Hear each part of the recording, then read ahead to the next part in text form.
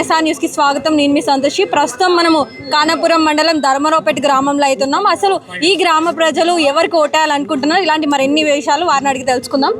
ఎవరికి ఓటేయాలనుకుంటున్నారు మీరు? ఎవరికి ఓటేద్దాం అనుకుంటారు? కాంగ్రెస్. ఎందుకు కాంగ్రెస్ కి? ఎందుకు గెలిపించుకోవాలనే కానీ అసలు ఎందుకు అంటే ఏ నమ్మకంతో? మా గవర్నమెంట్ పని చేయించుకోవాలని. కాంగ్రెస్ కేస్తే మీకు నమ్మకమే, నమ్మరి చేస్తారనేది నమ్మకమే. అంటే ఏమేమో ఇంకా అభివృద్ధి చెందాలి ఈ గ్రామంలో? ఏమేమి ఈ గ్రామంలో అభివృద్ధి? రోడ్లు ఒకటి, పాకాల ఆయకట్టు ఉంది మేడం, అదొకటి. ఇది ఒకటి, సుద్దరేవు కాంచెలు ఒకటి, పోడుబోల సమస్య ఒకటి ఉంది. విలేజ్లో పథకాలు అయితే గవర్నమెంట్ అయితే బాగానే వస్తున్నాయి. 6 గ్యారెంటీతో పాటు మాధవరెడ్డి గారు బాగా చేపిస్తున్నారు రేవంత్ రెడ్డి వర్గంలో.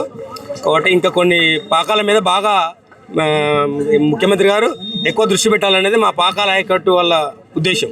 ఇప్పుడు కాంగ్రెస్ పార్టీ బలపరిచిన అభ్యర్థిగా ఇప్పుడు వల్లె శ్రీనివాస్ గారు ఉన్నారు. మరి అభ్యర్థి పనులు చేస్తారంటారా? బాగా 100% బాగా చేస్తాడు అని 20 సంవత్సరాల నుంచి ఊర్లోనే సేవ చేసుకుంటున్నాడు అండి. దానివల్ల చేసే అవకాశాలు చేస్తాడు. అంటే గతంలో ఏమైనా సామాజిక సేవ ఏమైనా చేశారా? చాలా చేశాడు 15-20 సంవత్సరాల నుంచి. ఏదంటే అది జనానికి అండదండలుగా వెన్నంట ఉండేది, ఎవరైనా పార్టీలకు అతీతంగా. అంటే మీతో మాట్లాడుతుంటారా? అంటే ప్రజల్లోకి వస్తుంటారా? ప్రజలు ఎప్పటికీ ప్రజల్లో ఉంటారు.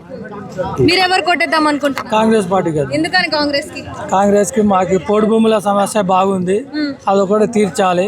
పాకాల ఆయకట్టు కూడా, కాలువ కూడా మొత్తం క్లీన్ సాఫ్ చేయాలి, మరమ్మతు చేయాలి. దాని ఉద్దేశాల్లో పెట్టుకొని మేము కాంగ్రెస్ పార్టీకి ఓటేద్దాం. కాంగ్రెస్ పార్టీకి ఓటేద్దాం అనుకుంటున్నాను. 6 గ్యారెంటీలు అయితే ఏం అమలు అవ్వలేదు కదా.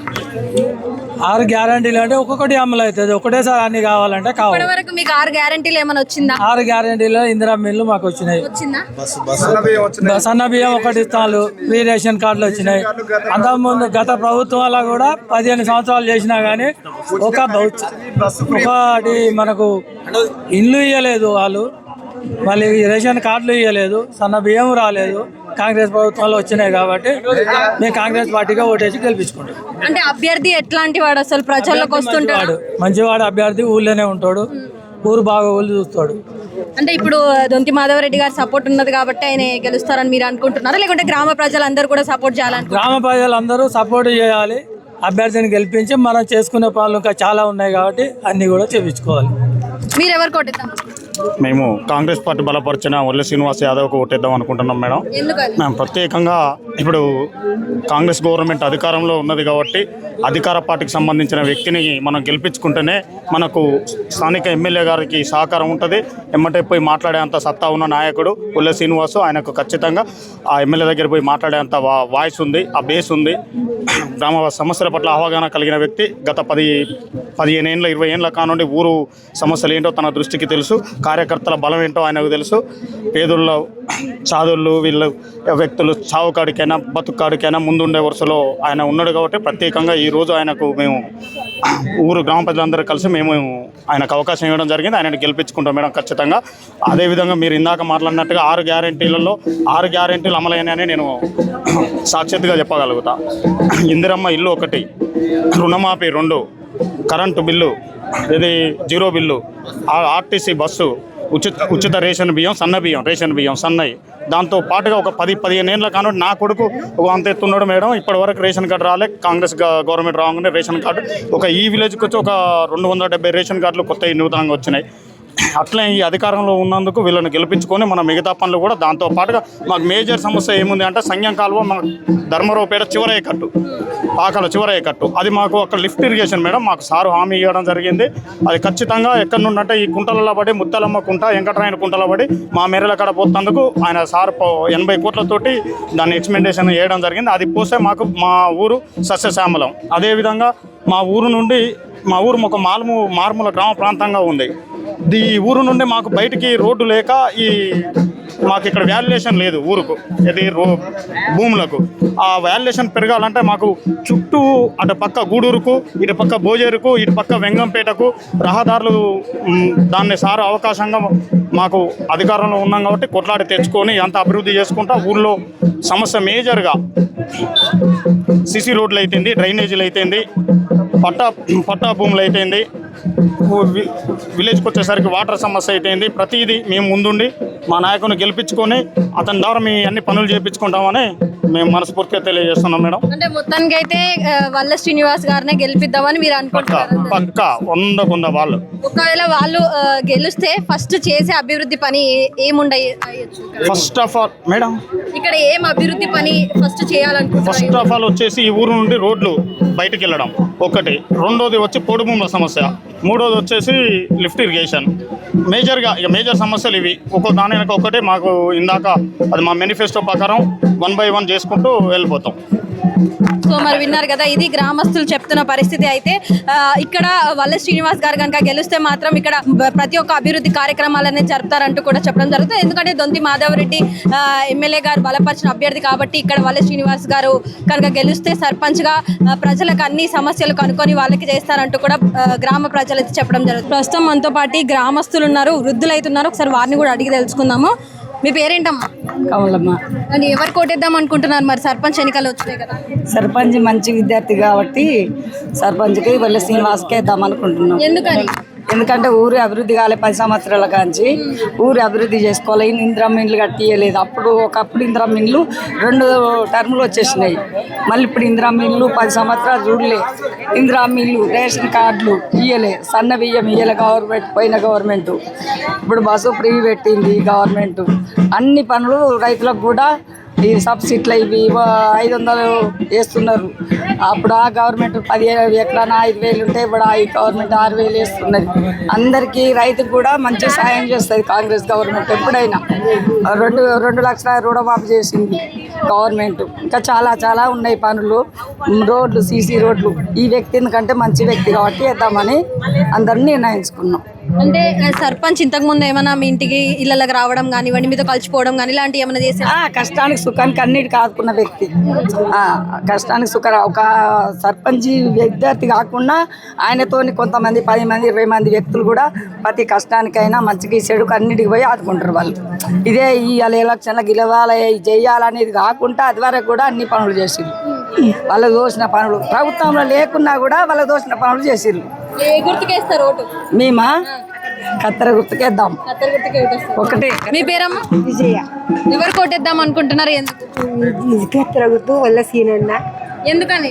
మాకు మంచి అభ్యర్థి. మంచి అభ్యర్థి. అదే ఏం చేశారు మీకు గతంలో? ఏమైనా చేసిండ్రా మీకు? కాంగ్రెస్ పార్టీ తరఫున అన్ని తీర్ల సహకారం చేసిండు. ఇప్పుడు అందుకొరకే ఆయననే సర్పంచ్ని పెట్టుకోవాలి, ఆయనే మాకు ఉండాలని కోరుకున్నాం. మీరెవరు కోటేద్దాం? కత్తెర గుర్తు. ఎందుకని?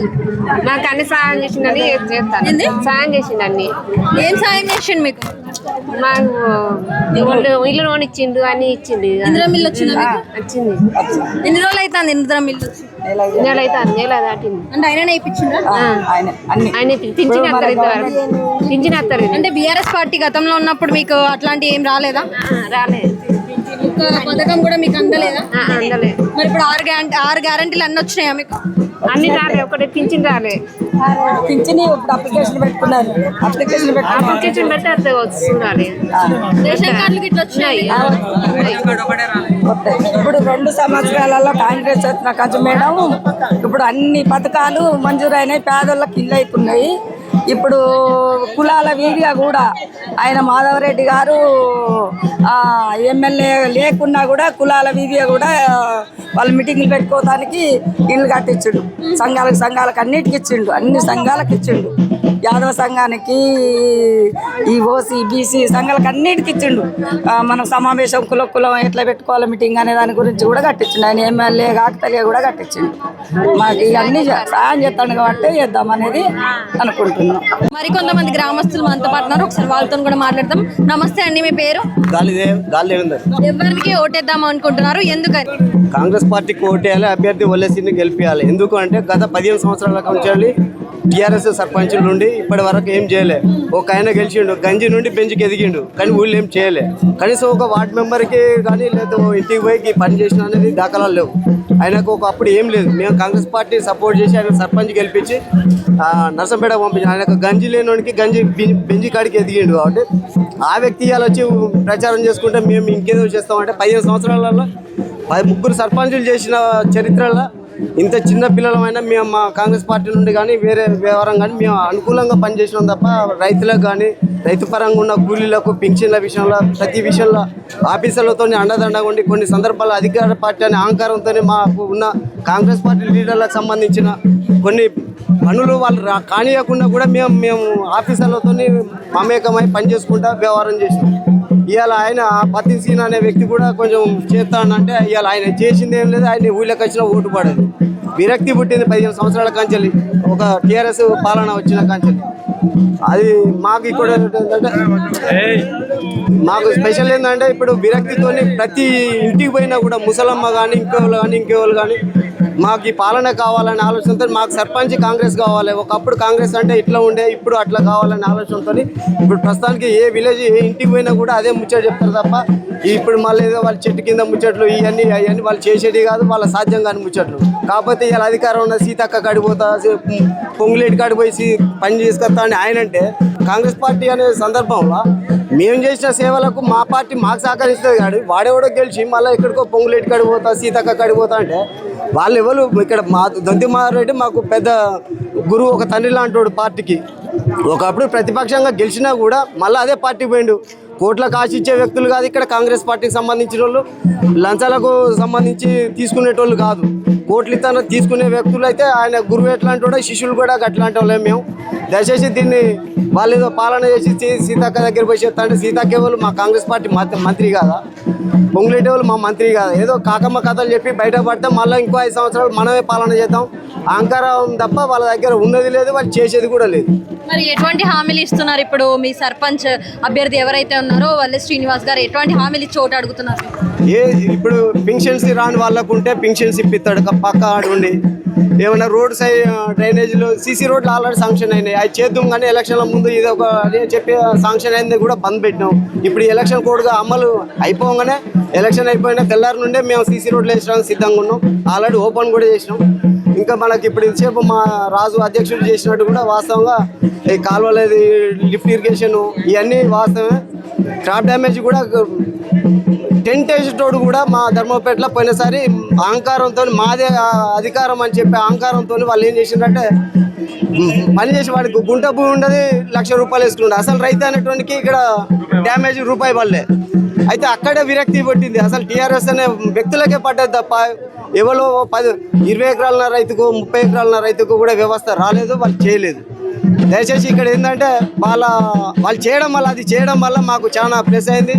వాళ్ళకి మళ్ళీ ఒకసారి ఈ పాలన ఇచ్చినాం అనుకో ఇక అరిచేతిలో స్వర్గం చూసినట్టే ఉంటుంది. కాబట్టి దయచేసి మాకు ఇక్కడ ఉన్న మామూలు కార్యకర్తల కాంచెల్లి పార్టీ టీఆర్ఎస్కి సంబంధించిన వ్యక్తులు కూడా మాకు ఫుల్ సపోర్ట్ చేసి పక్క మేము ఇక్కడ మనకు సర్పంచ్ కావాలి వల్లె సీనన్న కానీ ఎవరైనా కూడా మాకు కాంగ్రెస్ పార్టీ అభ్యర్థి కావాలనే ఆలోచనతో ప్రతి పార్టీ బేసిక్ చూడకుండా వ్యవహారం చేసిండు. ఇప్పుడు పోటీ చేసే అభ్యర్థి ఏంటంటే మొన్నటిదాకా ఏమన్నాడంటే నేను స్వచ్ఛందంగా పార్టీలకు అతీతంగా ఏ పార్టీకి రాను, స్వచ్ఛందంగా నేను ఒక గుడి కట్టినా ఇది కట్టినా అన్నాడు, రానన్నాడు.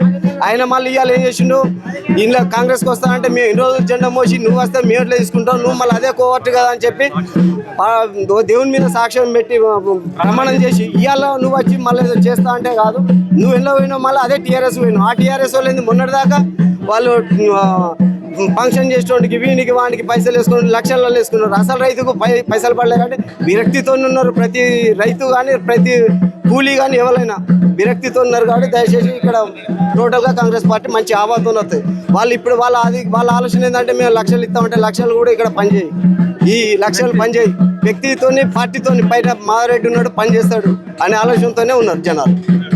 సో మరి విన్నారు కదా, ప్రతి ఒక్క గ్రామ ప్రజలు అయితే ఇదే చెప్పడం జరుగుతుంది. ప్రతి ఒక్కరు కూడా కాంగ్రెస్ పార్టీకి మేము ఓటేస్తామంటూ కూడా చెప్తున్నారు.